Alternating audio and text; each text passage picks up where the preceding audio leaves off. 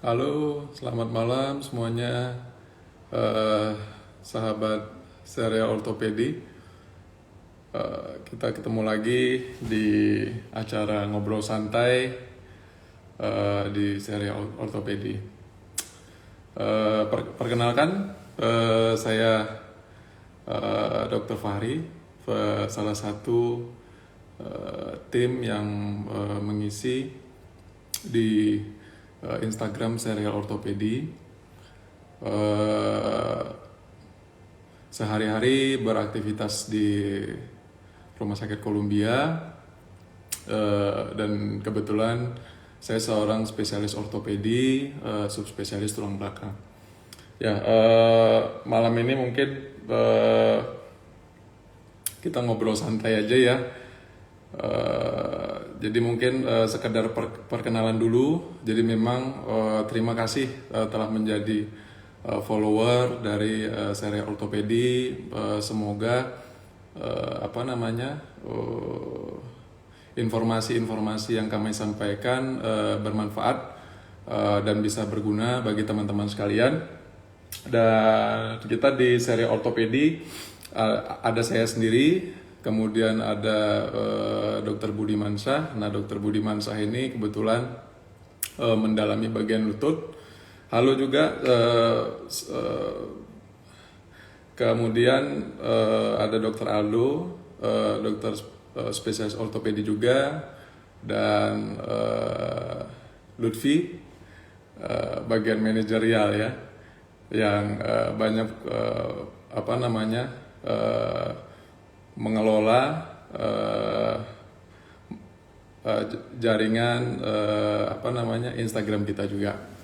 Jadi sebenarnya tujuan dari kita serial ortopedi ngobrol-ngobrol santai ini mungkin sekalian untuk bagi teman-teman yang mungkin ada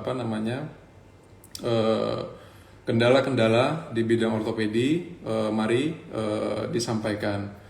Mudah-mudahan malam ini saya bisa menjawab keluhan-keluhan tersebut, di mana mungkin banyak juga dari teman-teman atau kenalan-kenalannya yang belum sempat ke rumah sakit karena berbagai macam hal ya. Jadi memang mudah-mudahan ngobrol santai ini, ngos-ngosan ini ya, yang diinisiasi oleh Dr. Budiman dan Lutfi ini, mudah-mudahan banyak manfaatnya, bisa menjembatani lah keluhan-keluhan bagi teman-teman follower ortopedi.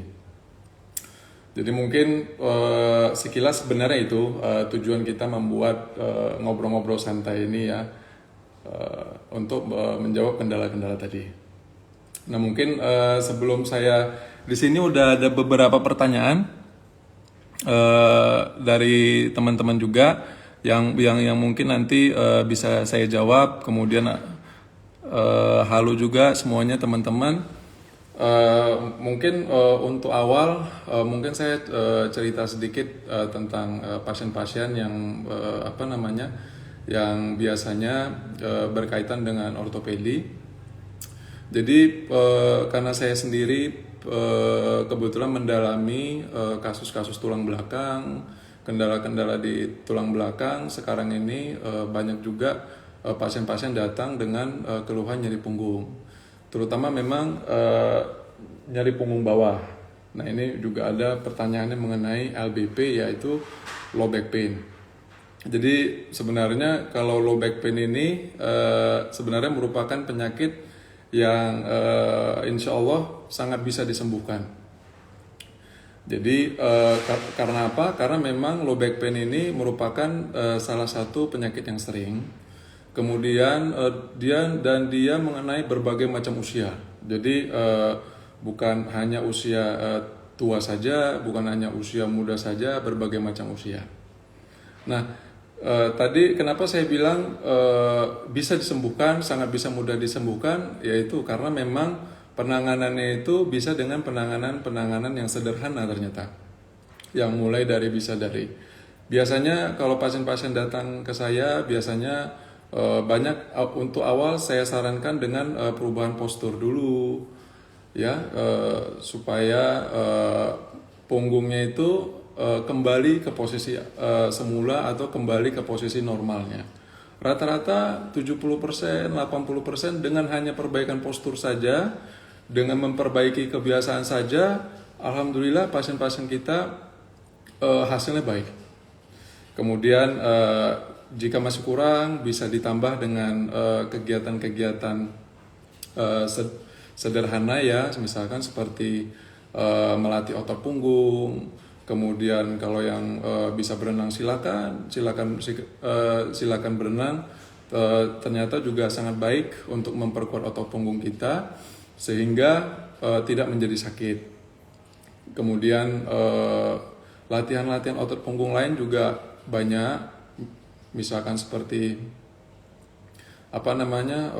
ngeplank, dan kemudian gambar-gambarnya mungkin bisa nanti teman-teman review lagi di di postingan sebelumnya dari seri ortopedi. Banyak sekali latihan-latihan sederhana yang bisa kita lakukan untuk menghindari nyeri punggung bawah ini.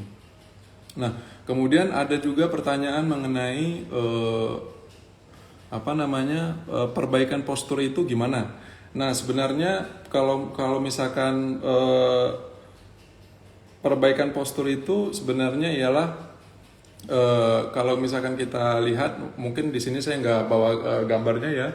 Jadi lengkungan tubuh kita itu ada lengkungan leher ya, dia ke arah seperti ini, kemudian lengkungan punggung, kemudian ada lengkungan punggung bawah. Nah, perbaikan postur dengan secara garis besar posisi tegak ya, posisi tegak dalam posisi normal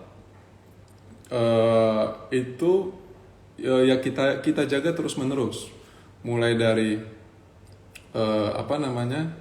mulai daripada saat kita duduk, kemudian mulai saat kita berdiri. Nah, itu banyak kadang yang posisinya membungkuk. Nah, itu sebenarnya yang harus dihindari. Karena memang kalau misalkan dalam jangka waktu pendek biasanya dia tidak terlalu masalah. Cuman kalau misalkan bertahun-tahun dalam posisi seperti itu yang nantinya yang kita takutkan bisa menyebabkan terjadinya nyeri punggung kronis. Nah, kemudian dari Lutfi juga ada menanyakan mengenai penyebab saraf kejepit apa sebenarnya. Nah, ini sebenarnya saraf kejepit ini penyebabnya banyak. Cuman yang paling sering ya itu tadi, berkaitan dengan bisa dengan posisi duduk kita yang salah. Kemudian kebiasaan kita mengangkat beban dengan posisi yang salah. Karena memang tulang belakang kita itu sebenarnya terdiri dari bukan hanya tulang, tapi ada otot, kemudian ada tulangnya yang tadi kita bicarakan, kemudian ada bantalan. Nah, bantalan ini yang sebenarnya rentan karena dia kekuatannya lebih lemah. Kalau dia sudah cedera, mengalami robekan, nah itu dia bisa komponennya itu keluar, menyebabkan terjepitnya saraf yang di punggung kita. Nah, itu yang menyebabkan sesuai dengan namanya saraf terjepit, atau nama medisnya HNP atau hernia nucleus pulposus. Nah, jadi itu bisa ditandai bukan hanya dengan nyeri pinggang saja, tetapi juga ditandai dengan yang namanya nyeri ke kaki, berjalan tidak bisa jauh. Ya, jadi itu tanda-tanda saraf kejepit. Dan kalau memang udah masuk ke fase ini, memang ada baiknya segera dicari pertolongan medis untuk ditangani segera. Karena memang untuk saraf kejepit pun itu ada grade-grade-nya ya. Jadi kalau grade-grade ringan, insya Allah masih bisa ditangani dengan penanganan sederhana, mulai dari perbaikan postur. Kemudian bisa juga dengan fisioterapi, dan kalau misalkan masih nyeri bisa juga ditambahkan dengan obat-obatan. Ya, jadi memang kalau misalkan ditanya, nih ada pertanyaan lagi nih, apakah bisa menyebabkan kelumpuhan? Sebenarnya kalau misalkan dibiarkan terus-menerus, nah ini bisa ya kelumpuhan dalam artian kesulitan untuk menggerakkan kaki, kesulitan untuk dalam berjalan, dan kalau misalkan di level tertentu bisa menyebabkan gangguan untuk buang air kecil ataupun dan sebagainya. Nah ini sebenarnya walaupun memang walaupun memang sesuatu yang jarang, tapi ini yang sebaiknya sebisa mungkin kita hindarin, karena memang kalau misalkan posisi saraf kejepit ini dia semakin cepat kita tanganin, semakin cepat kita jepitan-jepitannya, nah itu semakin baik, karena memang kalau sudah tertekan terlalu lama juga tidak baik untuk saraf kita, karena bisa menyebabkan luka pada saraf. Nah, di sini ada juga beberapa pertanyaan. Bagaimana memperbaiki posisi postur kalau ada bawaan skoliosis?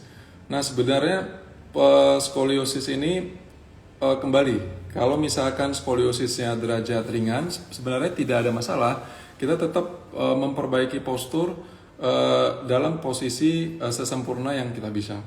Walaupun memang skoliosis ini menyebabkan orang lebih gampang nyeri punggung, tetapi ada kiat-kiat sebenarnya yang cukup sederhana untuk penderita skoliosis, yaitu mempertahankan postur yang baik, kemudian melatih otot-otot punggung kita. Jadi memang melatih otot-otot punggung banyak caranya. Nanti bisa juga dilihat di postingan seri ortopedi, ataupun yang paling simpel bisa dengan berenang, juga sudah sangat membantu sebenarnya untuk mengurangi efek nyeri daripada skoliosis. Oke, saya coba lihat lagi pertanyaan yang berhubungan supaya nyambung. Nah ini pertanyaannya, saraf kejepit sebenarnya ke dokter spesialis ortopedi atau ke spesialis bedah saraf?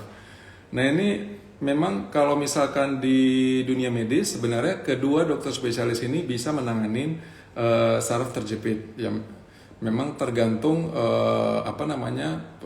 pengalamannya, kemudian kasus-kasus yang dihadapin. Mudah-mudahan keduanya bisa menangani dengan baik. Tinggal nanti dari pasien ataupun dari kita sendiri yang menilai mana yang lebih baik dalam penanganannya. Ya, jadi memang kalau ada pertanyaan apakah skoliosis, jadi memang skoliosis ini termasuk salah satu penyebab nyeri punggung. Jadi memang dia nyeri punggungnya ini diakibatkan oleh karena punggung belakangnya, mungkin saya jelaskan sedikit bahwa skoliosis itu ialah kelainan bentuk tulang belakang.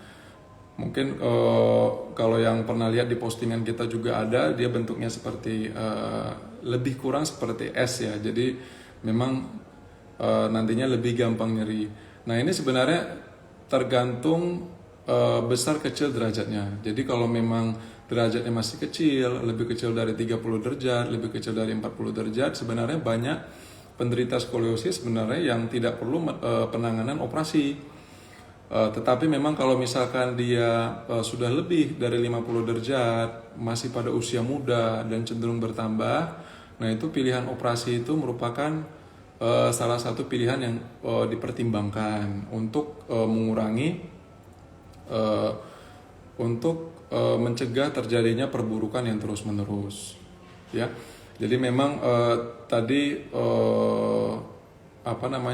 sekilas kira-kira penyebab-penyebab dari nyeri punggung bawah, kemudian sekilas mengenai pasien-pasien yang sering saya temui di poliklinik, rata-rata sebenarnya keluhannya itu. Apalagi sekarang mungkin berkaitan dengan banyak juga yang melakukan dengan work from home. Nah itu tadi kadang posturnya tidak dijaga dan lain-lain. Jadi malah datangnya ke poliklinik ortopedi dengan keluhan nyeri tulang belakang. Jadi memang yang penting perlu diingat bahwa latihan penguatan otot punggung, kemudian menjaga postur, kemudian menghindari mengangkat beban terlalu berat, dan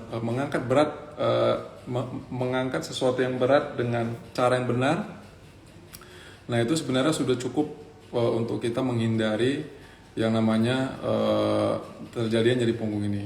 Walaupun memang tidak bisa dipungkiri bahwa memang nyeri punggung ini bisa terjadi pada siapa saja, tetapi harapannya ialah biasanya kalau nyeri punggung yang ringan 1 hari, 2 hari, 3 hari itu sudah hilang.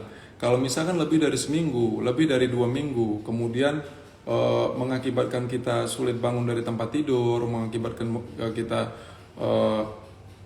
sulit berjalan, nah ini memang ada baiknya diperiksakan untuk mencegah perburukan tadi.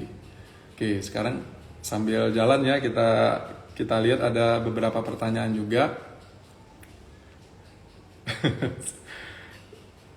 Dok, lebih nyeri HNP atau lebih PHP? Nah ini tergantung PHP-nya apa kan. Ya, tapi kalau HNP itu merupakan, jadi kalau misalkan HNP itu khas dia biasanya kalau misalkan sudah rada berat biasanya ada nyeri ke kaki, dan memang biasanya pasien-pasien yang saya temui nyeri-nyeri ke kaki itu sangat mengganggu sekali.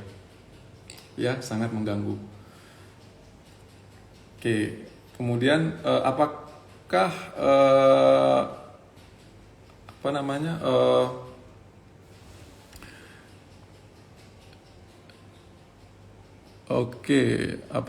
bagaimana sih dok ciri-ciri LBP? Nah ini kalau misalkan low back pain itu merupakan nyeri punggung bawah. Jadi memang ada daerah punggung kita namanya daerah lumbal. Jadi daerah lumbal ini terdiri dari 5 ruas tulang belakang. Nah, jadi memang dia di daerah nyeri punggung bawah. Jadi mendekati area bokong. Jadi memang kalau nyerinya di daerah sesuai dengan namanya nyeri punggung bawah itu, nah itu berarti kita telah mengalami yang namanya low back pain. Nah, tetapi tadi seperti yang saya ceritakan bahwa low back pain ini rata-rata ringan, jadi memang 1 hari, 2 hari, 3 hari udah lenyap, udah hilang. Kalau misalkan lebih dari itu, nah itu yang saya sarankan, apalagi udah 2 minggu sampai berbulan-bulan sampai mengganggu aktivitas, nah itu yang saya sarankan memang sebaiknya diperiksakan. Oke, kemudian ada pertanyaan lagi nih, kalau saraf kejepit bisa disembuhkan dengan pijat nggak dok? Nah, memang saraf kejepit ini dia khas keluhannya. Jadi ada 2 keluhannya tadi, nyeri punggung dan nyeri pada kaki. Jadi kalau memang keluhan ini sudah berlangsung lebih dari seminggu, 2 minggu, sebaiknya diperiksakan dulu. Jadi dilihat kalau memang perlu dilakukan MRI untuk dilihat berat ringannya. Nah, memang kalau misalkan dia ternyata ada HNP derajat ringan, sebaiknya ya bukan dengan dipijat, tetapi bisa dengan fisioterapi, ya. Kemudian ada pertanyaan lagi nih, bagaimana nggak pernah olahraga tetapi olahraga tulang berasa sakit semua. Nah ini LBP ini rata-rata yang 1 hari, 2 hari, 3 hari hilang itu biasanya berkaitan dengan otot. Jadi kalau karena barusan olahraga kemudian nyeri, nah ini juga sebenarnya salah satu termasuk yang ringan. Dalam artian tidak perlu terlalu dikhawatirkan. Kalau misalkan hanya di pinggang saja, yang perlu kita lihat apakah ada nyeri menjalar, ya, nyeri menjalar ke kaki.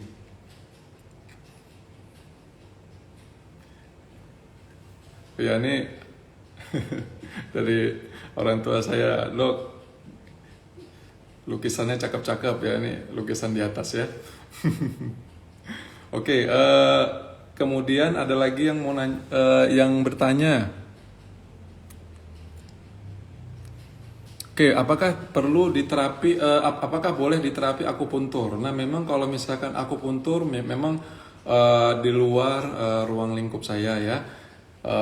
Jadi memang kalau misalkan yang saya ketahui untuk penanganan awal bisa dengan exercise sendiri, kemudian perbaikan postur, kemudian kalau misalkan masih ada keluhan bisa juga dilanjutkan dengan obat-obatan maupun fisioterapi. Nah, kemudian ada pertanyaan, kalau ada case skoliosis dan saraf kejepit yang mana dulu yang dibenerin? Sebenarnya kalau misalkan dia pada yang muda, kalau misalkan dia skoliosis dan saraf kejepit dan memang skoliosisnya itu cukup berat, artinya lebih dari 50 derajat, sebaiknya bisa sekalian dilakukan tindakan. bisa sekalian dibenarkan. Tetapi kalau dengan derajat skoliosis yang kecil, berarti kita bisa menangani saraf kejepitnya dulu sebenarnya.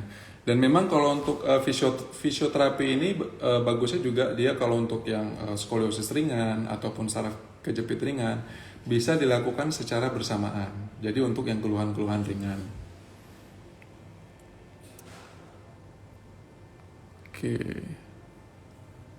Oke. Jadi ada yang bertanya,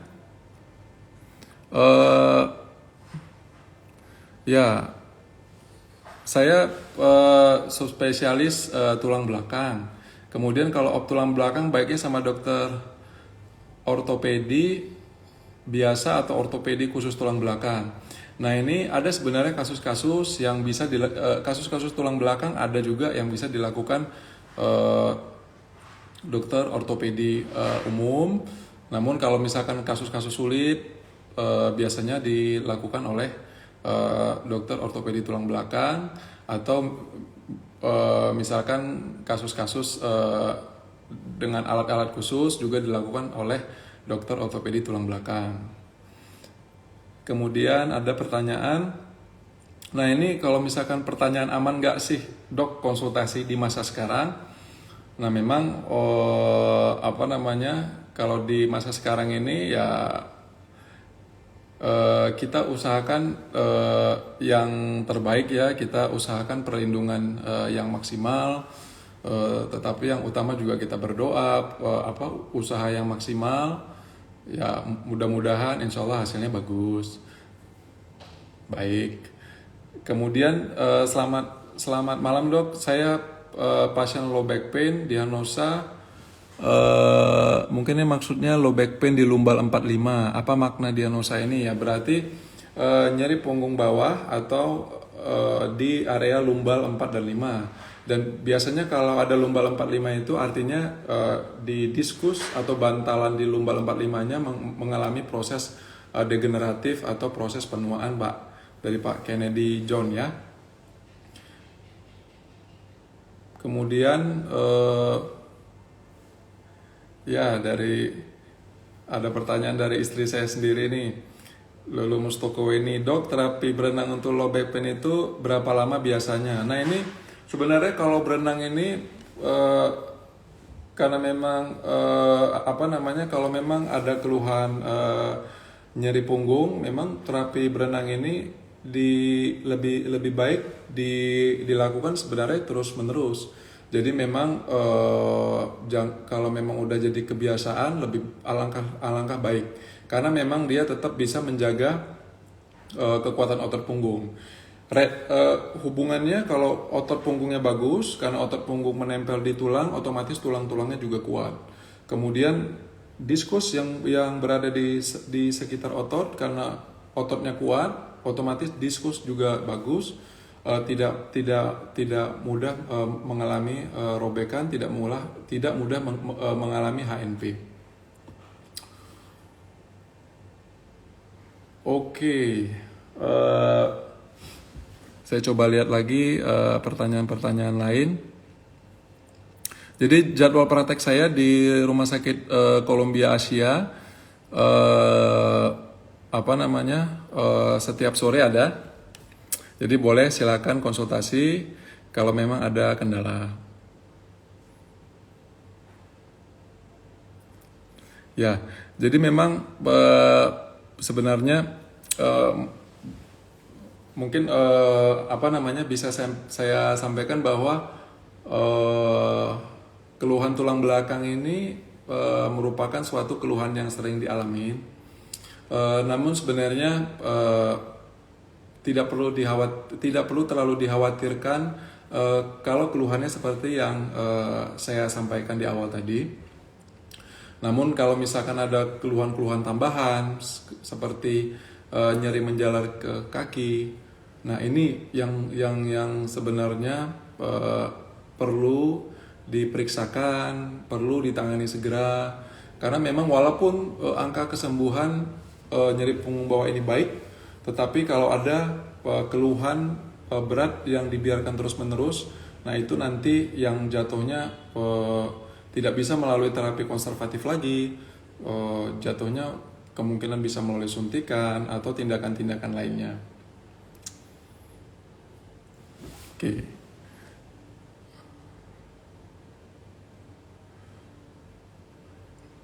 Saya lihat dulu pertanyaan-pertanyaan yang ada.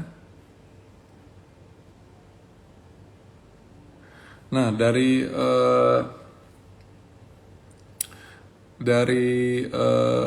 Mbak Dea, Dok, nanya dong, chiropraktik amankah? Nah, memang kalau misalkan chiropraktik sebenarnya kalau misalkan di Indonesia dia lebih mirip dengan fisioterapi ya.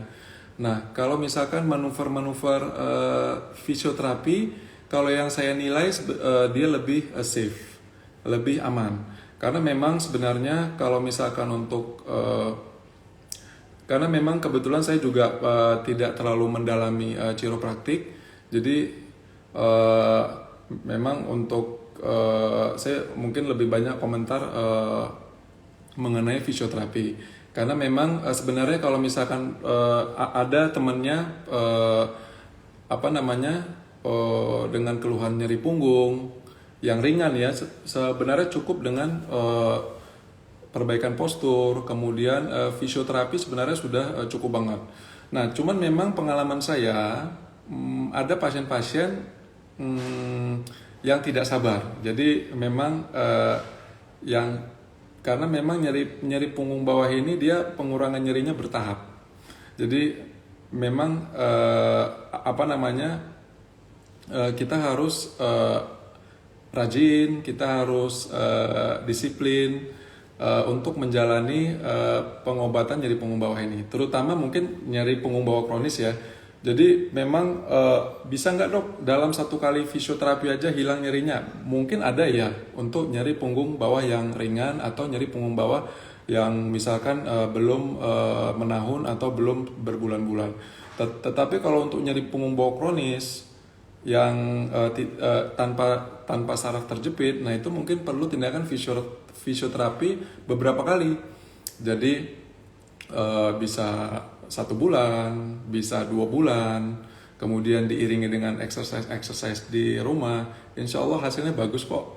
Nah itu mungkin untuk menjawab pertanyaan dari Mbak Dea. Kemudian dari Bunga Sahiba, dok saya sering sakit pada tulang ekor, tiap habis duduk lama atau posisi terlalu bersandar ke belakang, pasti sakitnya luar biasa. Nah, kalau misalkan tulang ekor ini harus kita lihat pertama apa ada riwayat jatuh atau tidak. Kalau yang dimaksud yang di area yang di atas bokong, nah itu sebenarnya perlu dilihat sudah berapa lama. Kalau misalkan jangka waktunya sudah lama, nah ini yang mungkin perlu diperiksakan untuk dilihat kira-kira perlu fisioterapi atau tidak.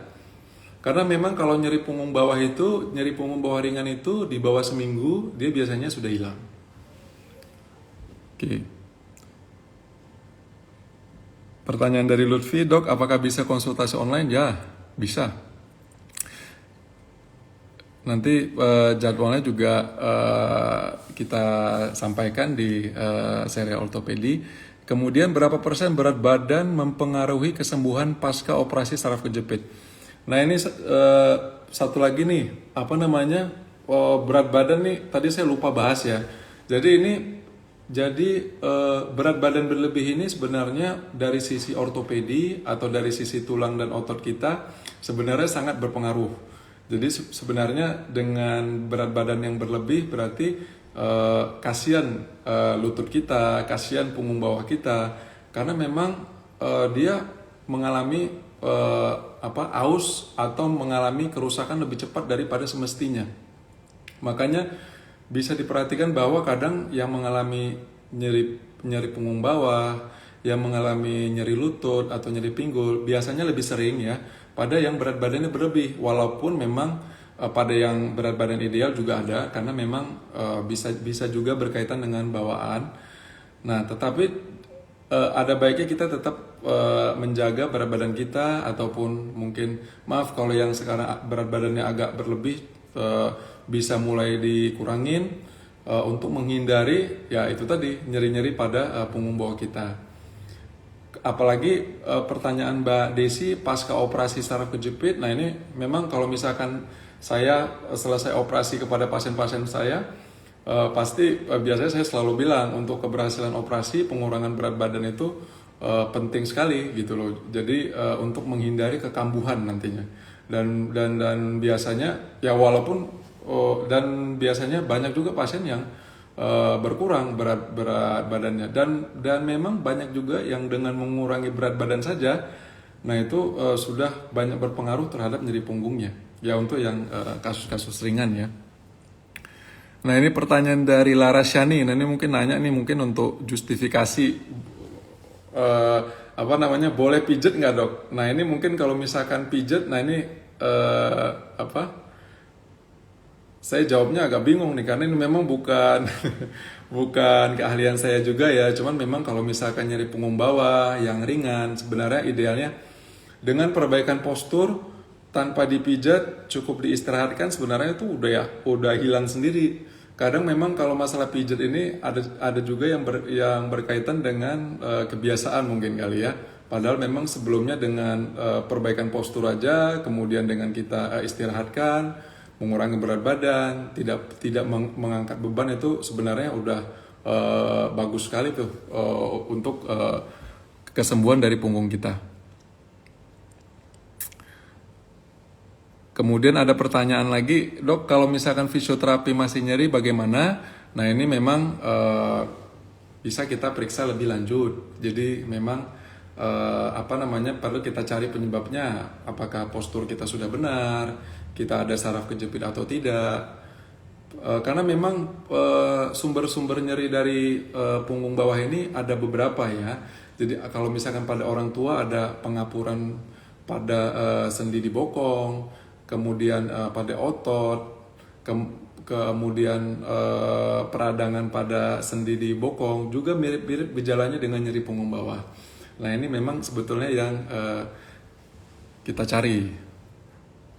Ya Mbak Dea sama-sama. Kemudian sakit pinggang boleh squat nggak sih dok? Kalau misalkan squat sebenarnya kalau misalkan nyeri pinggangnya udah berkurang, sebenarnya tidak masalah. Cuman memang kalau misalkan pasien-pasien dengan nyeri pinggang akibat dari otot di bokongnya, biasanya agak sulit melakukan squat. Biasanya kalau nyerinya udah hilang, biasanya boleh melakukan squat lagi. Dari Dr. Aldo, kalau nyeri leher gimana dok? Rasanya sampai kesemutan ke tangan-tangan. Nah jadi memang saraf terjepit ini sebagai informasi bisa karena ruas tulang belakang kita itu dari leher sampai tulang ekor. Jadi kalau misalkan di leher bisa juga terjadi saraf terjepit. Nah, apalagi kalau misalkan ditambah dengan kesemutan pada tangan, nah ini yang perlu diperhatikan. Nah ini biasanya kalau pasien-pasien konsul seperti ini ke saya biasanya memang prosesnya udah berlangsung lama nih. Mungkin udah lebih dari 1 bulan, udah lebih dari 2 bulan, sudah kronis. Nah biasanya ini kita lakukan MRI dulu untuk tindakan selanjutnya, apakah fisioterapi cukup dan sebagainya. Kemudian dari Dimas, dok, kalau misalkan pinggulnya dari pinggul belakang, nah itu biasanya berkaitan dengan otot di daerah bokong, biasanya dengan piriformis. Biasanya dia akibat kaku biasanya. Jadi memang ada juga tuh di postingan kita mengenai stretching yang bagus bagi nyeri-nyeri di area bokong.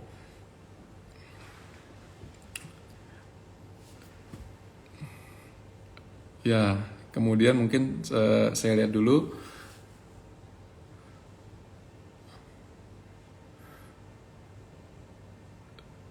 Kalau penderita skoliosis aman nggak olahraga kardio yang berat? Jadi sebenarnya kalau misalkan untuk olahraga kardio, skoliosis itu selama dia punggungnya nggak sakit, sebenarnya nggak ada masalah. Boleh saja. Karena memang biasanya yang menghalangi penderita skoliosis untuk melakukan olahraga yang berat itu karena memang dia nyeri punggungnya gampang nyeri. Tetapi biasanya kalau untuk penderita skoliosis, biasanya kalau misalkan masih nyeri, kita lakukan latihan bertahap dulu. Biasanya latihannya kita utamakan yang latihan penguatan otot punggung dulu. Biasanya tuh banyak tuh dari pilates, kemudian dari swimming, kemudian dari plank. Nah itu kalau misalkan dari otot punggung udah nggak gampang nyeri lagi, insya Allah kalau untuk olahraga yang lain sih aman-aman saja. Kemudian dari Lutfi, kemudian dari Dini, kalau tulang leher sering pegel-pegel kenapa? Nah ini kalau misalkan leher mungkin mirip dengan pertanyaan Dr. Aldo tadi. Sebenarnya kalau misalkan baru pegel-pegel saja, ada lagi yang namanya mungkin berkaitan dengan WFH juga, neck shoulder syndrome. Nah ini karena posisi membungkuk di depan komputer, nah itu berkaitan dengan yang seperti yang saya bahas tadi, berkaitan dengan postur tadi. Nah itu biasanya salah satu penyebab terjadinya pegel-pegel tadi. Nah ini makanya sering saya sampaikan juga bahwa kalau misalkan bagi pasien atau bagi teman-teman yang aktivitasnya banyak duduk di depan komputer, ada baiknya dilakukan gerakan-gerakan lain. Contohnya misalkan stretching sebentar atau berdiri sebentar, melakukan peregangan karena memang bahwa otot kita itu diciptakan untuk bergerak. Jadi memang dia tidak diciptakan hanya untuk diam saja. Kalau misalkan dia diam saja, nah itu mulai muncul yang namanya kaku otot lah, kemudian nyeri lah. Nah itu sebenarnya yang kita hindari. Karena memang sebenarnya awalnya ini berawal dari kebiasaan-kebiasaan yang biasanya ini penyakitnya awal-awalnya ringan. Nah cuman ya itu tadi, jadi kita mulai kebiasaan untuk merawat otot-otot kita, merawat punggung kita, karena memang bakalan kita pakai dalam jangka waktu yang panjang, dalam jangka waktu seumur hidup kita mungkin. Kemudian kalau habis patah tulang boleh nggak masalah jaringan sedikit? Kalau habis patah tulang boleh nggak sih olahraga berat seperti Muay Thai? Nah ini olahraga beratnya kalau habis patah tulang jangan berat-berat dulu. Kalau misalkan olahraga berat itu boleh biasanya setelah di atas 9 bulan. Setelah tulangnya benar-benar nyambung baru bisa di latihan seperti biasa. Dok, kalau low back pain termasuk ringan seperti yang tadi dokter sampaikan. Nah, jadi memang low back pain ini kalau misalkan dia hilang timbul. Nah, ini mungkin yang pertanyaan dari Mbak Meli. Nah, ini mungkin yang perlu kita lihat dari sisi kebiasaan kita, dari postur kita ada masalah atau tidak, atau kita kurang latihan otot punggung. Nah, itu mungkin yang menyebabkan terjadinya seringnya kita mengalami nyeri punggung. Jadi memang latihan-latihan otot punggung itu sebenarnya sederhana. Nanti mungkin kalau ada waktu silakan lihat di postingan-postingan kita. Oke, kemudian ada pertanyaan lagi. Bermasalah dengan tulang panggul. Oke. Nah, mungkin nanti ini berkaitan dengan tulang panggul dengan hip replacement surgery. Nah, mungkin nanti nih ini mungkin saya sampaikan sebagian karena memang kalau misalkan pengapuran berat, nah ini operasi penggantian tulang panggul atau hip replacement merupakan salah satu pilihan. Nah, kebetulan kita di serial ortopedi juga ada ahlinya dari Dr. Budiman yang sudah pengalaman Mbak Dini dalam hal ini. Dan memang biasanya saya tambahkan dan biasanya memang ditambahkan biasa dilakukan memang pada yang usia tua karena memang pengapuran yang berlebih itu biasanya pada usia tua mungkin. Sekedar informasi.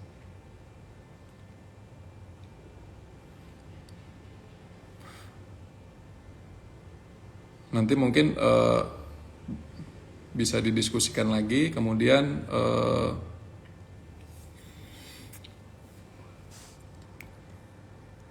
Pilates di Sunday Place. Dok, apa namanya?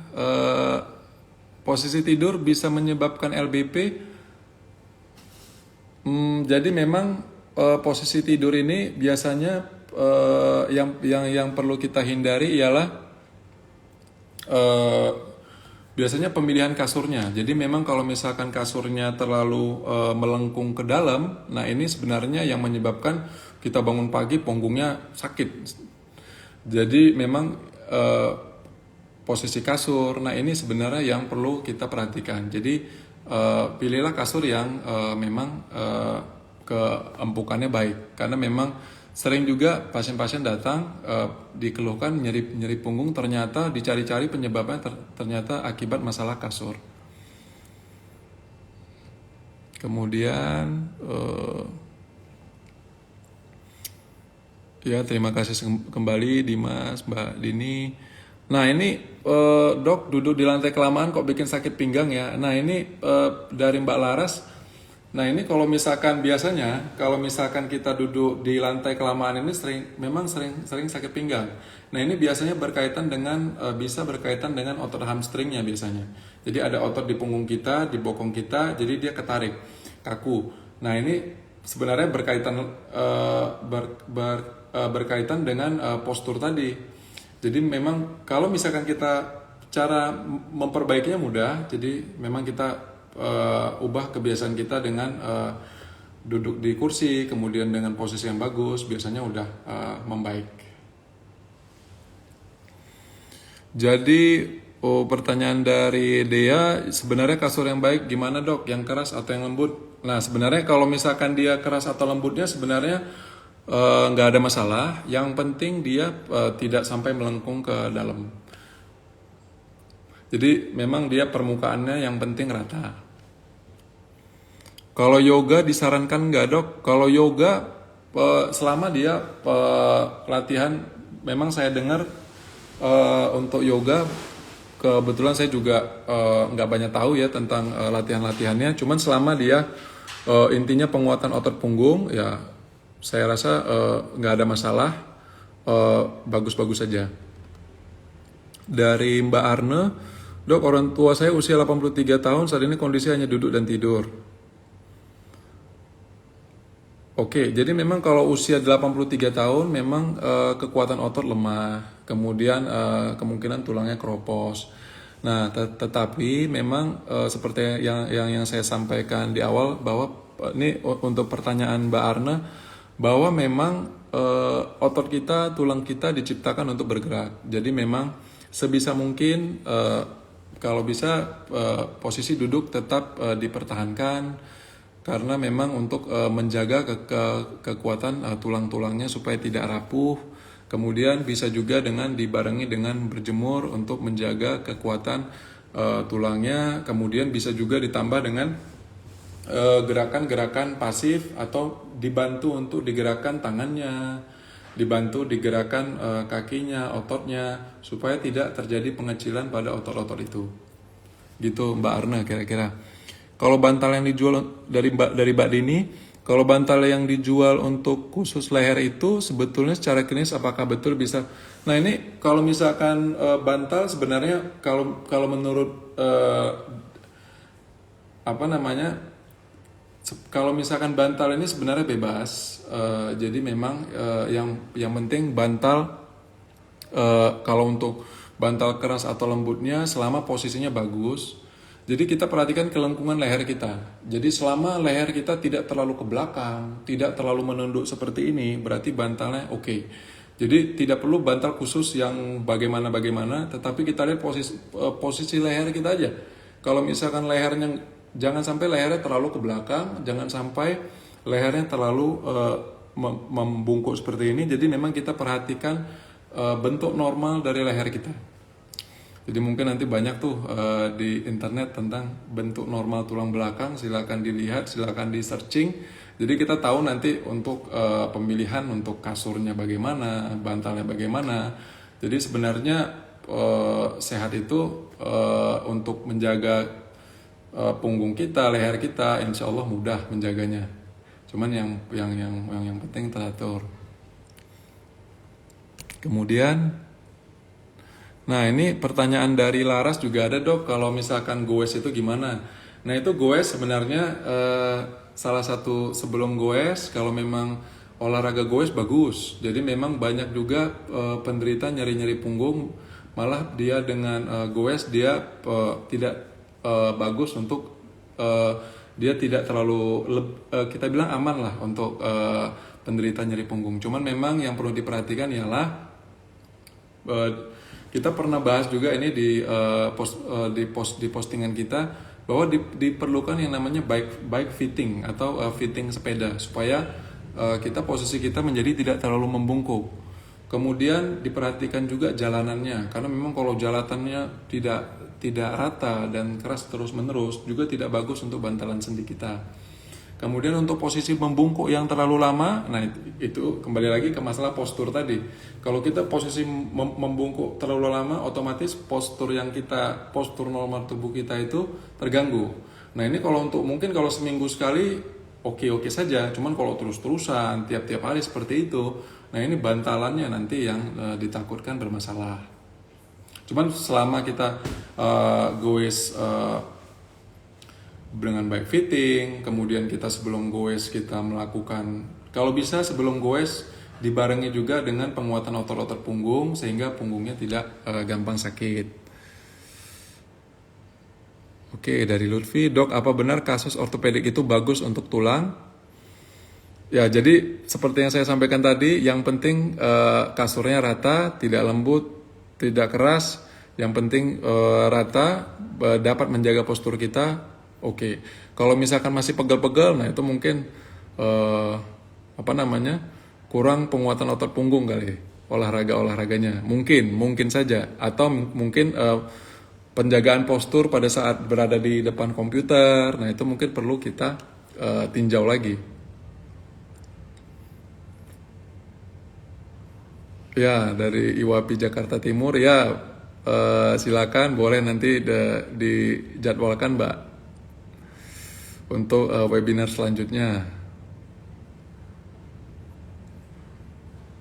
Kalau jalanan tanjakan bisa merusak lutut. Ya sebenarnya kalau misalkan kalau pertanyaan dari Laras, kalau dia lutut sebenarnya kalau kita goes itu mungkin bebannya beda ya dengan seperti kita lari ya, karena memang sebenarnya justru orang yang berat badannya berlebih malah dianjurkan untuk bersepeda dulu karena dia bebannya nggak terlalu banyak ke lutut, jadi sebenarnya relatif lebih aman lah.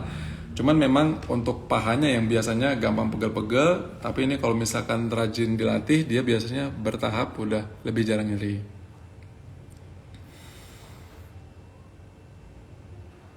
Ya, ternyata ada atlet sepeda juga nih. Ya Mas, nanti silakan lihat di postingan kita ada mengenai sepeda. Nah, kemudian pertanyaan dari Mas Ibnu, Dok, kenapa tulang bokong saya baru sakit sekarang setelah seminggu goesnya?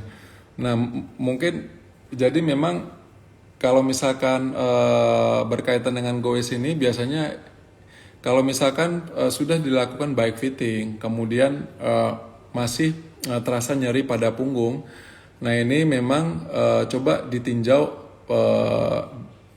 apakah kita sudah melakukan latihan untuk penguatan otot punggung. Jadi memang apalagi pesepeda profesional ya biasanya, atau yang memang serius untuk pesepeda maksud saya, ya memang idealnya punggungnya juga dilatih Mas. Jadi memang dia tidak gampang terjadi nyeri. Jadi memang harus seimbang latihan antara penguatan otot punggungnya dan kerajinan bersepedanya. Kalau memang setelah itu juga masih nyeri, memang berarti memang tubuh kita ada batasnya dan memang itu yang perlu diistirahatkan dulu sebenarnya. Tapi biasanya kalau misalkan nyeri punggung bawah ringan, biasanya kalau kita berhenti 1-2 hari biasanya hilang. bagaimana bedain dari Mbak Deni, bedain otot dan tulang sakit karena over exercise atau memang cedera. Nah ini kalau memang ini dia menarik memang, karena memang kalau exercise ini banyak kadang yang langsung melakukan exercise itu secara berlebihan, padahal ototnya belum siap. Jadi memang kalau misalkan kita exercise itu dianjurkan bertahap. Kenapa? Karena dengan bertahap itu kita memberi kesempatan terbentuknya pembuluh darah kapiler di otot-otot kita, sehingga yang memperdarahi otot-otot itu makin banyak. Nah, otomatis kalau misalkan pembuluh darah kapilernya udah makin banyak, perdarahan yang juga makin banyak, otomatis makanya kita sering rasain sekarang olahraga, dulunya capek, dulunya pegel-pegel, sekarang udah nggak pegel-pegel lagi. Nah, cuman itu kuncinya ada di bertahap tadi. Jadi kalau misalkan over exercise, biasanya kita stop misalkan 1-2 hari, nyerinya hilang. Cuman kalau memang dia ada cedera, biasanya kalau cedera itu biasanya dia lebih dari seminggu, lebih dari 2 minggu. Kemudian cedera itu dia sifatnya lebih berat. Kalau misalkan ada benturan, ada trauma dan sebagainya.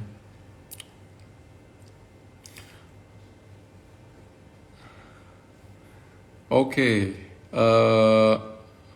Jadi memang kira-kira begitu ya mengenai bahasan kita mengenai ngos-ngosan ngobrol santai hari ini. Oh, ini ada lagi pertanyaan. Berjemur apa dok yang sebenarnya berefek kepada tulang? Ya berjemur kalau misalkan berjemur pada pagi hari, kemudian dengan UV index yang sesuai. Nah ini sangat membantu tulang kita. Jadi memang sumber vitamin D utama dari sinar matahari.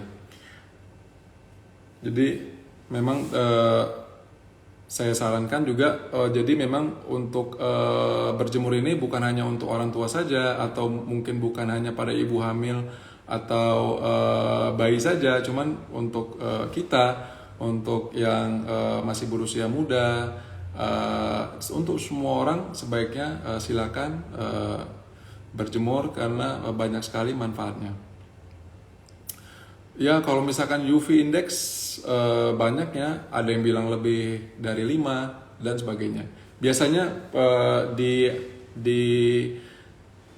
antara jam 9 pagi kira-kira. Oke. Jadi memang mudah-mudahan ngobrol-ngobrol santai kita malam ini bermanfaat. Mudah-mudahan bisa menjawab kendala teman-teman semua.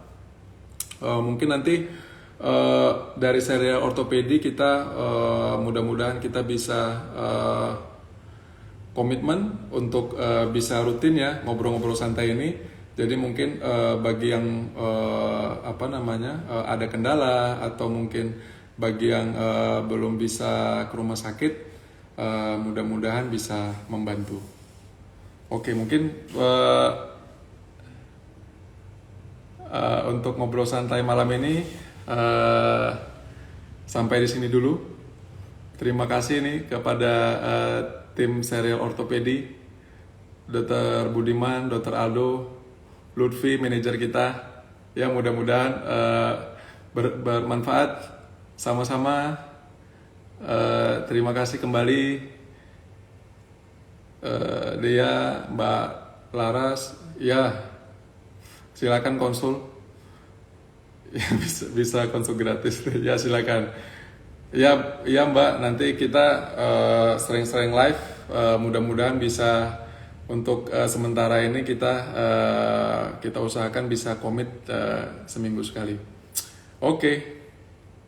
Ya Mbak, siap. Nanti kita bisa bikin webinar lagi. Oke. Saya kira sampai sini dulu. Terima kasih. Assalamualaikum warahmatullahi wabarakatuh.